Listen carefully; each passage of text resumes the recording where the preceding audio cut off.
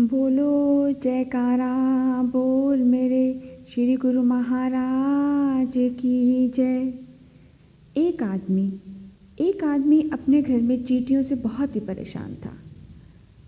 वो जब भी देखता कि चींटियों ने धरती में छेद कर दिया, फर्श में छेद कर दिया और वो निकल आई, वो एक साइड से बंद करता तो दूसरी साइड से चींटियाँ निकल आती। वो एक साइड से सीमेंट लगाता तो देखता कि चींटियों ने फिर कहीं और छेद कर दिया, फिर वो कहीं और से निकल आई। वो बहुत ही परेशान हो गया। रोज़ सुबह उठ के उसका यही काम कि चींटियाँ देखो, आज यहाँ छेद, आज वहाँ छेद। बहुत ही परेशान हो गया। फिर उसने किसी से पूछा, क्या करूँ मैं इन चींटियों का इलाज? ये तो कहीं पर भी छेद करके बाहर आ जाती हैं। ऐसे तो ये पूरा मेरा फर्श ही खराब कर देंगी। ऐसे तो मेरे पूरे घर में चींटियाँ ही चींटियाँ हो जाएंगी। दूसरे आदमी ने उसको सलाह दी कि जब तक तू इन चींटियों को मारेगा नहीं तो इनमें इतनी ताकत होती है कि ये बाहर निकलती ही जाती हैं। ये बाहर निकल के अपना वास बना ही लेती हैं। इनको आप जब तक मारोगे नहीं तब तक ये आपको धरती में से कहीं पर भी निकल के ये छेद कर ही देती हैं। तो उस आदमी को समझ में आई, अच्छा एंड में इनको मार के ही इनको फिनिश किया जा सकता है, उसको मार के ही फिनिश किया जा सकता है। तो इसी तरह हमारे जीवन में इतने हमारे मन में बुरे विचार, उल्टी सीधी बातें, सब कुछ नेगेटिव इतना कुछ आता है, तो उसको भी हमें उन सब चीज़ों को पहले मारना पड़ेगा तभी जब वो हमारे मन से निकल जाएंगी। जब उल्टी सीधी बातें सब मर जाएंगी तब वो पॉजिटिविटी जो है वो तब बाहर आनी शुरू होगी। पॉजिटिविटी को बाहर लाने के लिए, अच्छी बातें सोचने के लिए बुरी बातों का नाश करना पड़ेगा। चाहे हम जितना मर्जी कोशिश कर लें कि ये बुरे विचार, ये सब हमारे दिमाग में ऑटोमेटिकली आते रहते हैं। आज तक बचपन से लेके बड़े होने तक पता नहीं हमने कितनी कितनी गलत बातें सोची होंगी, कितने गलत कर्म भी करते हैं हम लोग। कभी अपने लिए, कभी दूसरों के लिए कुछ ना कुछ गलत करते ही रहते हैं। इंसान तो गलतियों का पुतला है। पर इन सब से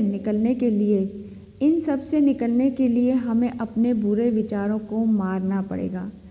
बुरे विचारों को मारने के लिए जब तक हमारी आत्मा जिंदा है, जब तक वो चींटियाँ जिंदा हैं तो वो बाहर निकलती रहती हैं। इसी तरह अगर हमारी आत्मा जिंदा है, हमारा आत्मसमर्पण जिंदा है, हमारा ज़मीर जिंदा है, तब तक हम भी उन सब सिचुएशन से अपने आप को बाहर निकाल सकते हैं। वो हम अपने आप को बाहर निकाल सकते हैं अगर हमारा ज़मीर जिंदा है। तो हमारे ज़मीर को जगाने के लिए हमें गुरु नाम मिला, हमें गुरु जी की भक्ति मिली, गुरु जी का साथ मिला, गुरु जी की वाणी मिली, गुरु जी की हमें सुबह शाम की आरती, पूजा सब कुछ मिला। अब उसको हमें अपने जीवन में अपनाएंगे तो अपने आप हम ऑटोमेटिकली बुरे विचारों को दूर करके, हम अपनी नेगेटिविटी को दूर करके पॉजिटिविटी में अपने आप आ जाएंगे। बस उन सब चीज़ों को हमें अपनाना है। जैसे हमें ये आत्मा मिली है, बहुत शुद्ध आत्मा, भगवान जी ने सबको बहुत सुंदर आत्मा, बहुत सुंदर शरीर, सब कुछ दिया। बस उसको संभालना आना चाहिए।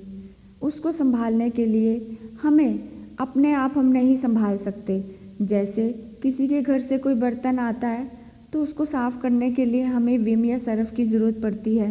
तब हम उसका बर्तन चमका के उसके ऊपर बहुत अच्छी कुछ खाने की चीज़ रखते हैं तो उस पड़ोसी को वापस करते हैं।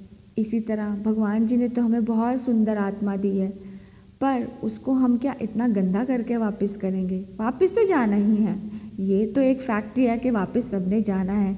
आत्मा ने अपने घर जाना ही जाना है, यहाँ किसी ने नहीं रहना। अब जब वापस जाना ही है तो क्या हम ये गंदी आत्मा लेके जाएंगे वापस? उनको ये जो उन्होंने हमें अच्छा सामान दिया तो क्या हम उनको एक अच्छी आत्मा भी वापस नहीं कर सकते?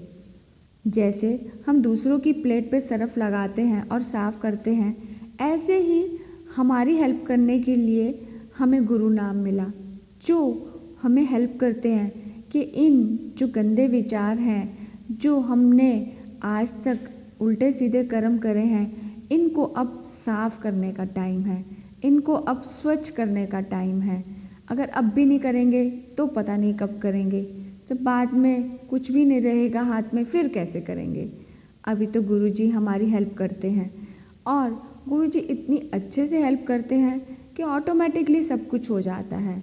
अब जब जीवन की नैया हमने डुबो ही दी है, तो उसको पार लगाने के लिए अब गुरु नाम जो मिला है, उनको पकड़ लो, कस के पकड़ लो, और देखो कैसे नैया पार हो जाती है।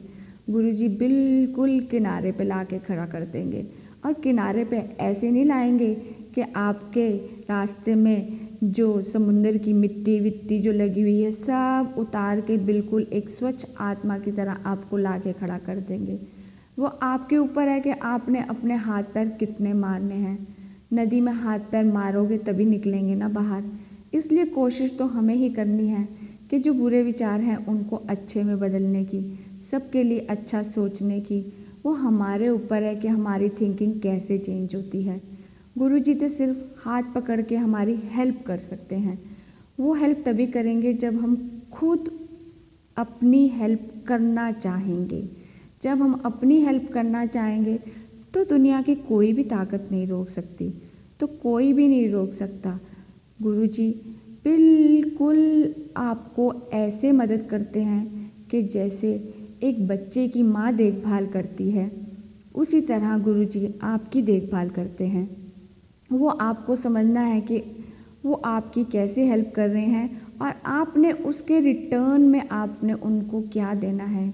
विश्वास, पूजा अर्चना, मन में धारणा उनको, तो ऑटोमेटिकली सब कुछ ठीक हो जाता है। बोलो जयकारा बोल मेरे श्री गुरु महाराज की जय।